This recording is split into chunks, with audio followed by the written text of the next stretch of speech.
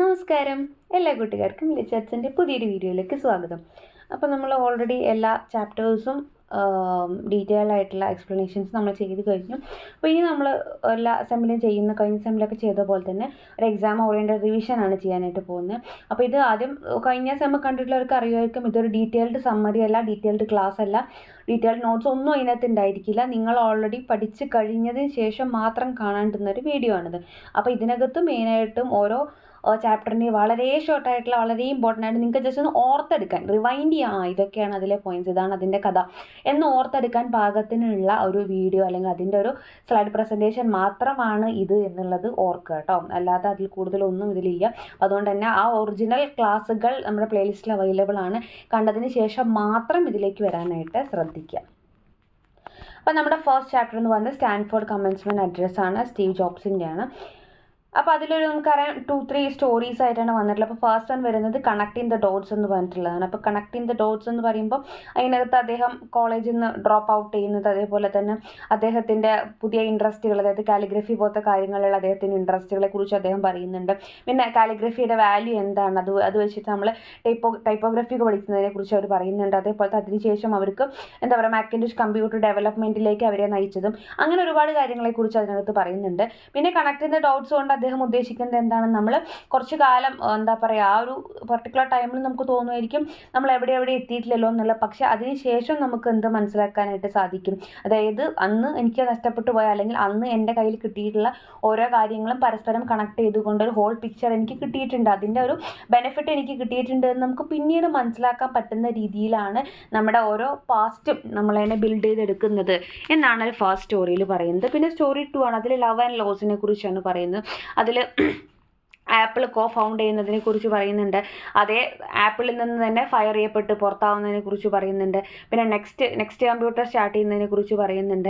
പിന്നെ വീണ്ടും ആപ്പിളിൽ എന്താ പറയുക കിട്ടുന്ന അല്ലെങ്കിൽ അതിലേക്ക് തിരിച്ചു പോകുന്ന ആ ഒരു സിറ്റുവേഷനെ കുറിച്ചൊക്കെയാണ് ലവ് ആൻഡ് ലോസ് എന്നുള്ള സെക്ഷനിൽ പറയുന്നത്. പിന്നെ തേർഡ് സ്റ്റോറിയിൽ ഡെത്ത് ആൻഡ് ലിവിങ് എന്നാണ് പറയുന്നത്. ഡെത്ത് ആൻഡ് ലിവിങ് എന്താ പറയുന്നത്, അദ്ദേഹത്തിന് ക്യാൻസർ ഡയഗ്നൈസ് ചെയ്യുന്നതും അതേപോലെ തന്നെ അവിടെ വെച്ചിട്ട് അദ്ദേഹത്തിൻ്റെ ലൈഫിൻ്റെ വാല്യൂ എന്താണ് അദ്ദേഹത്തിൻ്റെ പർപ്പസ് എന്താണ്, അദ്ദേഹത്തിൻ്റെ പാഷൻ എന്നൊക്കെ, അല്ലെങ്കിൽ അതിൻ്റെ ഇമ്പോർട്ടൻസ് തിരിച്ചറിയുന്നതും അതേപോലെ തന്നെ ആ ജീവിതത്തിന് എത്രത്തോളം ഇമ്പോർട്ടൻസ് ഉണ്ട് എന്നതിലൊക്കെ അദ്ദേഹത്തിന് ആ ഒരു ഊന്നൽ കിട്ടിയതൊക്കെ ആ ഒരു കാലഘട്ടത്തിൽ അല്ലെങ്കിൽ ആ ഒരു അസുഖം വന്ന ഒരു കാലഘട്ടത്തിലായിരുന്നു. പിന്നീട് അദ്ദേഹത്തിന് അന്നൊക്കെ റിക്കവറായിട്ട് വരികയും ചെയ്തു. അദ്ദേഹത്തിന് ക്യാൻസർ അസുഖത്തിൽ നിന്നൊക്കെ അദ്ദേഹം എന്താ പറയുക രോഗവിമുക്തി നേടി വരികയും ചെയ്തിട്ടുണ്ട്.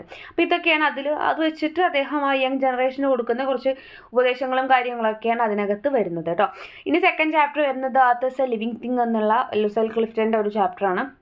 അപ്പോൾ അതിനകത്ത് എന്തൊക്കെയാണ് പറയുന്നത്, എർത്തിനെ വളരെ വൈബ്രൻ്റ് ആയിട്ടുള്ള ഒരു ലിവിങ് ബീയിങ് ആയിട്ട്, ജീവനുള്ള ഒരു ജീവി ആയിട്ട് ആണ് അവിടെ കണക്കാക്കുന്നത്, ഒരു പാസീവായിട്ടുള്ള ഒരു വസ്തുവായിട്ടല്ല.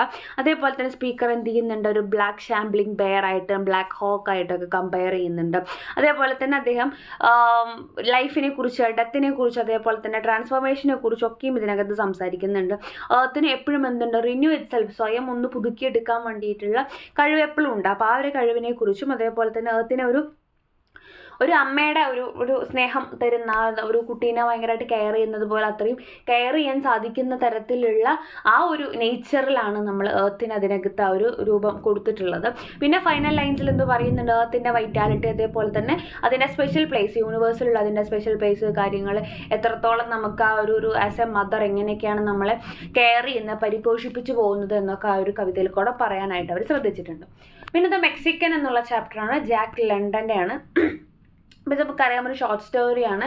അതിനകത്ത് മെയിൻ ക്യാരക്ടറിൻ്റെ പേര് ഫിലിപ്പ് റെവറയാണ്. അത് എന്തായാലും ഓർത്ത് വയ്ക്കുക. ഫിലിപ്പ് റെവർ അദ്ദേഹത്തിൻ്റെ ക്യാരക്ടറിസ്റ്റിക്സ് കാര്യങ്ങളൊക്കെ ഓർത്ത് വയ്ക്കണം. ഒരു യങ് മെക്സിക്കൻ ബോക്സറാണ്. അപ്പോൾ അദ്ദേഹം എങ്ങനെയാണെന്ന് വെച്ച് കഴിഞ്ഞാൽ അദ്ദേഹം ഓൾറെഡി മെക്സിക്കൻ റെവല്യൂഷൻ്റെ ഒക്കെ ഭാഗമായിട്ട്, അതേപോലെ തന്നെ അവിടുത്തെ ഒരു കറപ്റ്റായിട്ടുള്ള ഗവൺമെൻറ്റിനെതിരായിട്ട് പ്രവർത്തിക്കുന്ന ടീമിലൊക്കെ വർക്ക് ചെയ്യുന്ന അല്ലെങ്കിൽ അതിലൊക്കെ ഭാഗമായിട്ടുള്ളൊരു വ്യക്തിയാണ്. അപ്പോൾ അവർക്ക് ഓൾറെഡി കുറച്ച് എന്താ പറയുക ഗണ്ണുകൾ കാര്യങ്ങൾ അത്തരത്തിലുള്ള കുറച്ച് ആയുധങ്ങളൊക്കെ ആ ഒരു ടീമിന് ആവശ്യമായിട്ട് വരികയും അതിൽ ആകുമ്പോഴേക്കും അവർക്ക് പൈസ തികയാത്തൊരവസ്ഥയൊക്കെ വരുന്നുണ്ട്. അപ്പോൾ അതിന് വേണ്ടിയിട്ട് അദ്ദേഹം എന്ത് ചെയ്യുകയാണ്, ഈ ഫൈറ്റിങ്ങിന് വേണ്ടിയിട്ട് ഇറങ്ങുകയാണ് ചെയ്യുന്നത്. ആ ഒരു ആയുധങ്ങൾ വാങ്ങിക്കാനുള്ള പണം സമാഹരിക്കാൻ വേണ്ടിയിട്ടാണ് അദ്ദേഹം അത് ചെയ്യുന്നത്. അപ്പോൾ അവിടെയും അദ്ദേഹം ചെയ്യുന്ന കാര്യങ്ങളിലെല്ലാം അദ്ദേഹം ഇവിടെ പോകുമ്പോഴും അവിടേക്കും അദ്ദേഹത്തിന് ആ ഒരു റേസിസം, അതേപോലെ തന്നെ ഹോസ്റ്റിലിറ്റി ഒക്കെ ആ ഒരു റിങ്ങിനകത്തും റിങ്ങിന് പുറത്തുമായിട്ട് അദ്ദേഹത്തിന് ഫേസ് ചെയ്യേണ്ടതായിട്ട് വരുന്നുണ്ട്. അപ്പോൾ എന്തൊക്കെയായാലും അദ്ദേഹം ഫൈനലി ആ ഒരു ഒപ്പണന്റിനെ അടിച്ച് വീഴ്ത്തുന്നുണ്ട്. എന്നിട്ട് ലാസ്റ്റ് അദ്ദേഹത്തിൻ്റെ ആ ഒരു പൈസ ആയാലും ആ ഒരു എന്താ പറയുക വെപ്പൺസ് വാങ്ങിക്കേണ്ട ആളുകൾക്ക് അല്ലെങ്കിൽ അവരുടെ ടീമിന് വേണ്ടിയിട്ട് അദ്ദേഹം കൊടുക്കുന്നുണ്ട്. ആ ഒരു റെവല്യൂഷൻ അവിടെ കണ്ടിന്യൂ ചെയ്തുകൊണ്ടേ ഇരിക്കുന്നുണ്ട്. അപ്പോൾ അദ്ദേഹത്തിൻ്റെ ആ ഒരു ലൈഫ് എത്രത്തോളം അദ്ദേഹം ആ ഒരു എന്താ പറയുക മെക്സിക്കൻ റെവല്യൂഷന് വേണ്ടിയിട്ട് ഡെഡിക്കേറ്റ് ചെയ്തിട്ടുണ്ട് എന്നുള്ളതാണ് ആ ഒരു ചാപ്റ്ററിൽ നമുക്ക് പഠിക്കാനുള്ളത്. പിന്നെ ഫോറസ്റ്റ് ഗംപാണ്. അപ്പോൾ അതിനകത്ത് വരുന്നത് ഫസ്റ്റ് ആക്ടിൽ വരുന്ന അദ്ദേഹത്തിൻ്റെ ചൈൽഡ്ഹുഡ് ഹൈസ്കൂൾ കാലഘട്ടങ്ങളെ കുറിച്ചാണ് പറയണത്. അപ്പോൾ അദ്ദേഹം സ്റ്റാർട്ട് ചെയ്യുമ്പോൾ, കഥ സ്റ്റാർട്ട് ചെയ്യുന്ന സമയത്ത് അദ്ദേഹം ഒരു ബസ് സ്റ്റോപ്പിൽ ഇരുന്നിട്ട് കുറച്ച് സ്ട്രേഞ്ചേഴ്സ് ആയിട്ടുള്ള ആളുകളോട് അദ്ദേഹത്തിൻ്റെ കഥ പറയുകയാണ്. അപ്പോൾ അവിടെ അദ്ദേഹം വളർന്ന സ്ഥലത്തിനെ കുറിച്ച്, അവിടുത്തെ ഭയങ്കര സ്നേഹമുള്ള അമ്മേനെ കുറിച്ച് കാര്യങ്ങളൊക്കെ പറയുന്നുണ്ട്. പിന്നെ ജെന്നി ക്യുറാൻ ഓർക്കുക.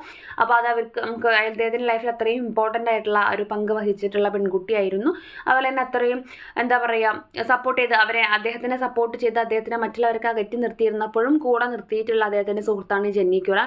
പിന്നെ ഫോറസ്റ്റ് ഒരു ഫുട്ബോൾ ആദ്യം കുറച്ച് എന്താ പറയുക ഫിസിക്കലി കുറച്ച് ബുദ്ധിമുട്ടുകളൊക്കെ ഉണ്ടായിരുന്നെങ്കിലും പിന്നീട് അതൊക്കെ എങ്ങനെയാണ് മാറുന്നതെന്നൊക്കെ നമ്മൾ ഓൾറെഡി ചാപ്റ്റർ പഠിച്ചപ്പോൾ നമ്മൾ പറഞ്ഞിട്ടുണ്ടായിരുന്നു.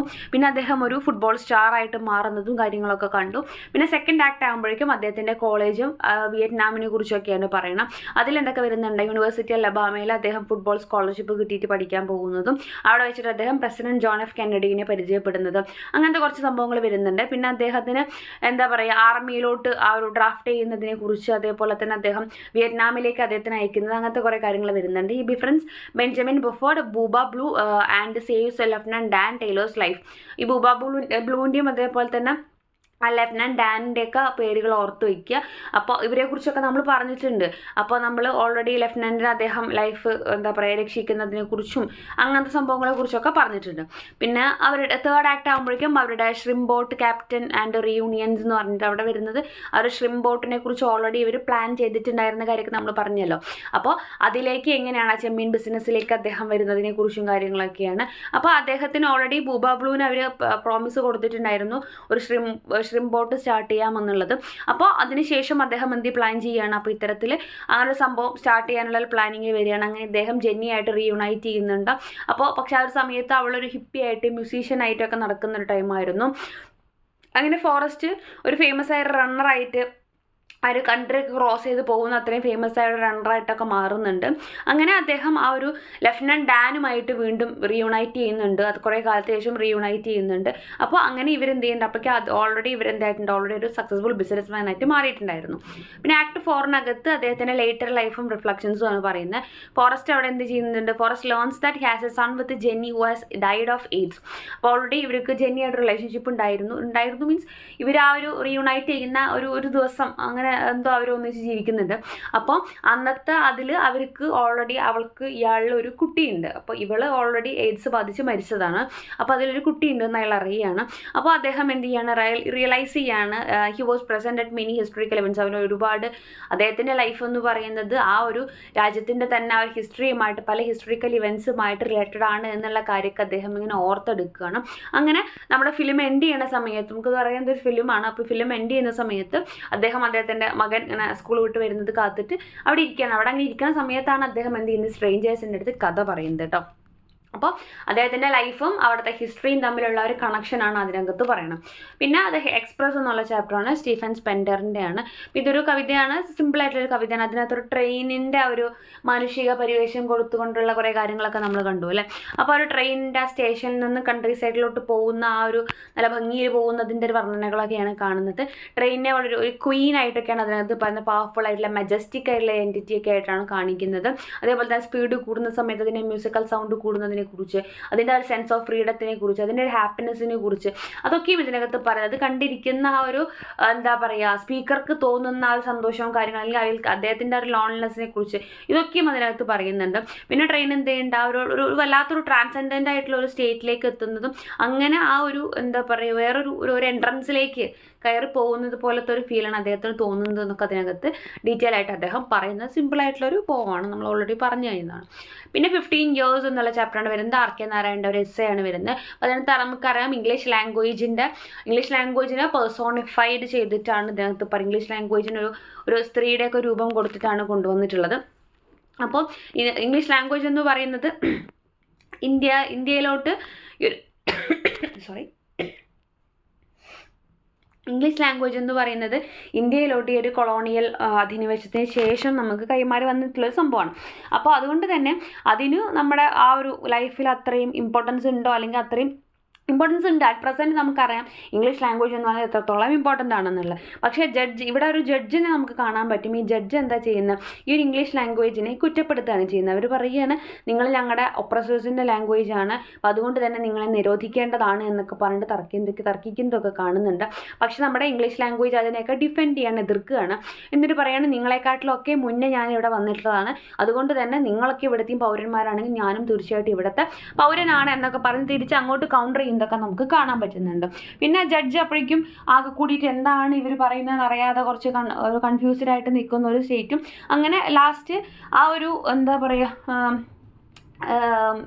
പറയുക എന്ത് പറയണം, അതായത് ഓൾറെഡി ഇദ്ദേഹത്തിന് പറയാനുള്ള കാര്യങ്ങളൊക്കെ കൗണ്ടർ ചെയ്ത് തിരിച്ച് ഇങ്ങോട്ട് നമ്മുടെ ഇംഗ്ലീഷ് ലാംഗ്വേജ് പറഞ്ഞു കഴിഞ്ഞു. അപ്പോൾ അദ്ദേഹത്തിന് ആകെ കൺഫ്യൂസ്ഡ് ആയതിനു ശേഷം അദ്ദേഹം എന്ത് ചെയ്യണം, ആ ഒരു കേസ് അവിടെ ക്ലോസ് ചെയ്യുന്ന രീതിയിൽ അല്ലെങ്കിൽ വേറൊരു ദിവസത്തേക്ക് മാറ്റി വെക്കുന്ന രീതിയിൽ അദ്ദേഹത്തിനോട് ഉത്തരം മുട്ടി പോകുന്നതാണ് നമുക്ക് ലാസ്റ്റ് ആകുമ്പോഴേക്കും കാണാനായിട്ട് പറ്റുന്നത്. പിന്നെ ഇത് ബെന്നറ്റ്സ് എന്നുള്ള ചാപ്റ്റർ നമ്മുടെ പ്രൈഡ് ആൻഡ് പ്രെജുഡൈസിലത്തെ ഒരു സീനാണ്. അപ്പം ഇതിനകത്ത് വരുന്ന മിസ്റ്റർ കൊളിൻസ് എലിസബത്തിനെ പ്രപ്പോസ് ചെയ്യുന്നതാണ്. അപ്പോൾ അദ്ദേഹത്തിന് വിവാഹം കഴിക്കാൻ താല്പര്യമുണ്ട് എന്നൊക്കെ പറയുകയാണ്. പക്ഷെ അതേസമയം തന്നെ മിസ്റ്റർ കൊളിൻസ് കുറച്ചും കൂടെ ഒരു ക്ലർഗി ആയതുകൊണ്ട് തന്നെ അദ്ദേഹം കുറച്ച് സുപ്പീരിയർ ആണ്, ഇവൾ ഇൻഫീരിയർ ആണ് എന്നൊരു ഇതൊക്കെ വെച്ചുകൊണ്ടാണ് അദ്ദേഹം സംസാരിക്കുന്നത്. എനിവേ എലിസബത്ത് എന്ത് ചെയ്യണം, അദ്ദേഹത്തിനെ വളരെ ഓപ്പണായിട്ട് റിജക്റ്റ് ചെയ്യുന്നുണ്ട്. എന്നിട്ട് അവൾ പറയുന്നുണ്ട് എനിക്ക് അങ്ങനെ ഒരു അഫെക്ഷൻ നിങ്ങളോട് തോന്നിയിട്ടില്ല എന്നൊക്കെ പറയുന്നുണ്ട്. അപ്പോൾ എന്തായാലും മിസ്സസ് ബെന്നറ്റ് അദ്ദേഹത്തെ എലിസബത്തിൻ്റെ അമ്മയ്ക്കെന്ന് പറയുമ്പോൾ ഭയങ്കര ആഗ്രഹമാണ്. മിസ്റ്റർ കൊളിൻസ് എന്നൊക്കെ പറയുമ്പോൾ അത്യാവശ്യം റിച്ച് ആയിട്ടുള്ള സമൂഹത്തിൽ അക്സെപ്റ്റഡ് ആയിട്ടുള്ള ഒരു വ്യക്തി ആയതുകൊണ്ട് തന്നെ അദ്ദേഹത്തിന് മകൾ കല്യാണം കഴിക്കണം എന്നുള്ളതാണ് അമ്മയുടെ ഒപ്പീനിയൻ. അതുകൊണ്ട് തന്നെ മകൾ അദ്ദേഹത്തിന് റിജക്ട് ചെയ്യുമ്പോൾ അമ്മയ്ക്ക് ഭയങ്കരമായിട്ട് ദേഷ്യം വരുന്നുണ്ട്. അതേസമയം മിസ്റ്റർ ബെന്നറ്റ് അച്ഛൻ എന്താ ചെയ്യണമെന്ന് വെച്ച് കഴിഞ്ഞാൽ ജസ്റ്റ് അവളേക്ക് ഒന്ന് കളിയാക്കുന്നുണ്ട്, എന്നിട്ട് അവളെ സപ്പോർട്ട് ചെയ്യുകയാണ് ചെയ്യണം. അപ്പം അങ്ങനെയാണ് നിനക്ക് ഇഷ്ടമല്ലാന്നുണ്ടെങ്കിൽ വേണ്ട എന്നുള്ള രീതിക്ക് അദ്ദേഹം സപ്പോർട്ട് ചെയ്യുന്നതാണ് നമുക്കവിടെ കാണാനായിട്ട് സാധിക്കുന്നത്. അപ്പോൾ എലിസബത്തിൻ്റെ ആ റിജക്ഷൻ അതിനകത്ത് നമുക്ക് കാണാൻ സാധിക്കുന്നുണ്ട്. അത് പിന്നീട് നമുക്ക് മൊത്തം ആ ഒരു ബുക്ക് വായിക്കുന്ന സമയത്ത് നമുക്ക് അതിനകത്ത് കണക്റ്റഡ് ആയിട്ട് വേറെ ഒരുപാട് ഇൻസിഡൻസ് ഒക്കെ വരുന്നുണ്ട്. പക്ഷേ ഇത്രയാണ് നമുക്ക് ഈ ഒരു പോർഷനിൽ നമുക്ക് പഠിക്കാനായിട്ട് വരുന്നുള്ളൂ. പിന്നെ വരുന്നത് ലൂയിഗി പിരാൻഡെല്ലോൻ്റെ നോബൽ ബാങ്ക്വറ്റ് സ്പീച്ചാണ്. അപ്പോൾ നമുക്കറിയാം അത് ഓൾറെഡി അദ്ദേഹം നോബൽ പ്രൈസ് വാങ്ങിക്കുന്ന സമയത്ത് അദ്ദേഹം നടത്തിയിട്ടുള്ള സ്പീച്ചാണ് ഈ ബാങ്ക്വറ്റ് സ്പീച്ച്. അപ്പോൾ ഇതിനകത്ത് എന്താണ് വരുന്നത്, അപ്പോൾ നമുക്ക് ആദ്യം പറഞ്ഞു തുടങ്ങുക നോബൽ പ്രൈസ് ലിറ്ററേച്ചർ വാങ്ങിച്ചിട്ടുള്ള ആളാണ് പിരാൻഡെല്ലോ എന്നുള്ളത്. അതേപോലെ തന്നെ അദ്ദേഹത്തിൻ്റെ ഇതിൽ ലൈഫാണ് അദ്ദേഹത്തിൻ്റെ ഏറ്റവും വലിയ സ്കൂൾ എന്ന് പറയുന്നുണ്ട്. അത് എന്താ പറയുക, ഐസൊലേഷൻ ആണെന്നുണ്ടെങ്കിലും അത്തരത്തിൽ ആ ഒരു ലൈഫിൻ്റെ ഇൻഫ്ലുവൻസ് അദ്ദേഹത്തിൻ്റെ ലൈഫിൽ അല്ലെങ്കിൽ അതേപോലെ തന്നെ അദ്ദേഹത്തിൻ്റെ കൃതികളിൽ വർക്കുകളിൽ ഒക്കെ എത്രത്തോളം ഉണ്ട് എന്നതൊക്കെയും അദ്ദേഹം അതിനകത്ത് പറയുന്നത്. ലൈഫാണ് അദ്ദേഹത്തിൻ്റെ സ്കൂൾ ഓഫ് ലൈഫിലാണ് അദ്ദേഹം ഇത്രയും നേടിയെടുക്കാനുള്ള ഒരു ആർജവം നേടിയെടുത്തത് എന്നൊക്കെ അദ്ദേഹം പറയുന്നുണ്ട്. പിന്നെ അദ്ദേഹം പറയുന്നുണ്ട് അദ്ദേഹം എന്താ പറയുക പല സമയങ്ങളിലും എന്താ പറയുക റൈറ്റേഴ്സിൻ്റെ എഴുത്തുകാരുടെ വർക്കുകൾ എന്ന് പറഞ്ഞാൽ മിസ്അണ്ടർസ്റ്റുഡ് ചെയ്യാറുണ്ട്, നമുക്ക് അറിയാതെ തെറ്റിദ്ധരിക്കപ്പെടുന്നൊരു അവസ്ഥയൊക്കെ കാണാറുണ്ട്. പക്ഷെ നമ്മൾ ആക്ച്വലി വിചാരിക്കേണ്ടതെന്ന് വെച്ച് കഴിഞ്ഞാൽ ഏതൊരാളുടെയും തീർച്ചയായിട്ടും അത് അദ്ദേഹത്തിൻ്റെ ക്രിയേറ്റീവ് പ്രോസസ്സാണ്.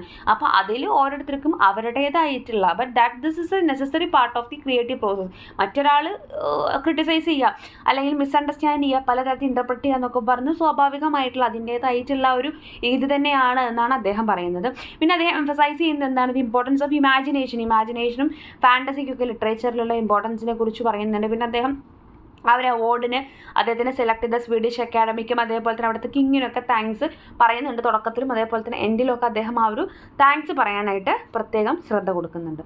പിന്നെ ദ ഗിഫ്റ്റ് ഓഫ് ദ മജായി എന്നുള്ള ഓ ഹെൻറിയുടെ ചാപ്റ്ററാണ് നമുക്ക് പഠിക്കാനായിട്ടുള്ളത്. ഇത് അത്യാവശ്യം നല്ല രസമുള്ള നല്ലൊരു കഥയാണ്. അപ്പോൾ ഇതിനകത്ത് എന്താണ് സംഭവിക്കുന്നത്, ഒരു യങ് കപ്പിളാണ്, ജിം ആൻഡ് ഡെല്ലയാണ്. ഇവർ അത്യാവശ്യം പുവറായിട്ടുള്ള ആളുകളാണ്. അപ്പോൾ ഇവർക്ക് രണ്ടുപേർക്കും അങ്ങോട്ടും ഇങ്ങോട്ടും സ്വന്തം പാർട്ട്ണർക്ക് ക്രിസ്മസ് ഗിഫ്റ്റ് വാങ്ങിച്ചു കൊടുക്കാം, പക്ഷേ രണ്ടുപേരുടെ കയ്യിലും പൈസയില്ല. അപ്പോൾ ഡെല്ലയ്ക്ക് ആവശ്യം എന്താണെന്ന് വെച്ച് കഴിഞ്ഞാൽ ഡെല്ലയുടെ ഹസ്ബൻഡ് ആയിട്ടുള്ള ജിമ്മിൻ്റെ കയ്യിൽ അദ്ദേഹത്തിന് ഏറ്റവും ഫേവറേറ്റ് ആയിട്ട് ഒരു വാച്ച് ഉണ്ട്. ആ വാച്ചിന് പറ്റിയ ഒരു എന്താ പറയുക ചെയിൻ വാങ്ങിക്കണം എന്നാണ് അവളുടെ ആഗ്രഹം. അതേസമയം തന്നെ അവൾക്ക് എന്തില്ല, അവൾക്ക് അതിനു വേണ്ടി പൈസ ഇല്ലാത്തതുകൊണ്ട് തന്നെ അവൾ എന്ത് ചെയ്യണം, അവളുടെ ബ്യൂട്ടിഫുൾ ആയിട്ടുള്ള ലോങ് ഹെയർ കട്ട് ചെയ്തിട്ട് വിറ്റിട്ടാണ് എന്ത് ചെയ്യുന്നത്, അവൾ ആ ചെയിൻ വാങ്ങിക്കാനുള്ള പണം കണ്ടെത്തുന്നത്. അതേസമയം ജിം എന്താ ചെയ്യുന്നത്, ജിമ്മിന് ആഗ്രഹം ഡെല്ലയ്ക്ക് നല്ല ഭംഗിയുള്ള മുടിയല്ലേ, അപ്പോൾ അത് ചീകാൻ വേണ്ടിയിട്ടുള്ള നല്ല മനോഹരമായിട്ടുള്ള പണ്ട് അവൾക്ക് ഇഷ്ടപ്പെട്ടിട്ടുള്ള ആ ഒരു ടോർട്ടോയ്സിൻ്റെ ഷെല്ല് യൂസ് ചെയ്തിട്ടുള്ള ചീപ്പ് വാങ്ങിക്കാമെന്നാണ് അവൻ പ്ലാൻ ചെയ്യുന്നത്.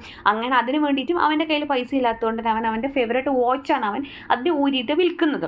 അങ്ങനെ ഇവരെന്ത് ചെയ്യുന്നുണ്ട്, ക്രിസ്മസ് ഈവനിങ് ആവുന്നുണ്ട്. അപ്പോൾ ഇവർ പരസ്പരം ഗിഫ്റ്റുകൾ എക്സ്ചേഞ്ച് ചെയ്യുകയാണ്. അപ്പോൾ ഇവൾ കൊടുക്കുന്നത് ആ ഒരു ചെയിനാണ്, പക്ഷേ ആ ചെയിൻ ഇടാനുള്ള വാച്ച് അവൻ്റെ കയ്യിലില്ല. അവൻ കൊടുക്കുന്നത് ചീപ്പാണ്, പക്ഷേ ചീപ്പ് വെച്ച് ചീകാനുള്ള മുടിയും അവളുടെ കയ്യിലില്ലായിരുന്നു. പക്ഷേ ഇവിടെ ആ ടൈറ്റിൽ കൊണ്ട് ഉദ്ദേശിക്കുന്നത് എന്താണ്, നമ്മൾ ജീസസ് ക്രൈസ്റ്റിനെ കാണാൻ വേണ്ടിയിട്ട് മജൈസ് പോകുമ്പോൾ അത്രയും പ്രഷ്യസ് ആയിട്ടുള്ള ഗിഫ്റ്റുകൾ കൊണ്ടുപോയതിനെ കുറിച്ചൊക്കെ നമ്മൾ ചാപ്റ്റർ പറയുമ്പോൾ പറഞ്ഞു.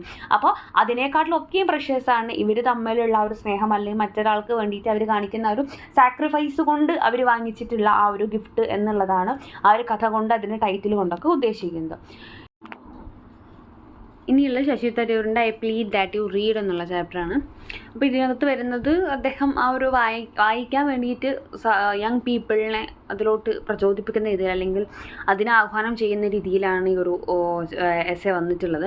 Young people read digitally but often സൂപ്പർഫിഷ്യലിയും. അദ്ദേഹം പറയണമെന്ന് വെച്ച് കഴിഞ്ഞാൽ സംഭവം ശരിയാണ്, അവർ വായിക്കുന്നൊക്കെ ഉണ്ട്, പക്ഷേ എല്ലാം ഡിജിറ്റലിയാണ്, ജസ്റ്റ് സർഫസ് റീഡിങ് മാത്രമേ വരുന്നുള്ളൂ. അപ്പോൾ അതുകൊണ്ട് തന്നെ അവരുടെ ഒരു ക്രിട്ടിക്കൽ റീഡിങ് സ്കിൽസ് അതേപോലത്തെ ഇമാജിനേഷൻ എല്ലാം ഇല്ലാണ്ടായിക്കൊണ്ടിരിക്കുകയാണ്. പിന്നെ അദ്ദേഹം പറയുന്നത് എന്താണെന്ന് വെച്ച് കഴിഞ്ഞാൽ റീഡിംഗ് എന്ന് പറയുന്നത് പേഴ്സണൽ ലിബറേഷനും സോഷ്യൽ എൻഗേജ്മെൻറ്റിനും ഡെമോക്രസിക്കൊക്കെ അത്രയും ഇമ്പോർട്ടൻ്റ് ആയിട്ടുള്ള കാര്യമാണ്. ഈ ടേംസൊക്കെ ഞാൻ ആ ചാപ്റ്റർ എടുക്കുമ്പോൾ പറഞ്ഞിട്ടുണ്ടായിരുന്നു കാണാതെ പഠിക്കണം എന്നുള്ളത്.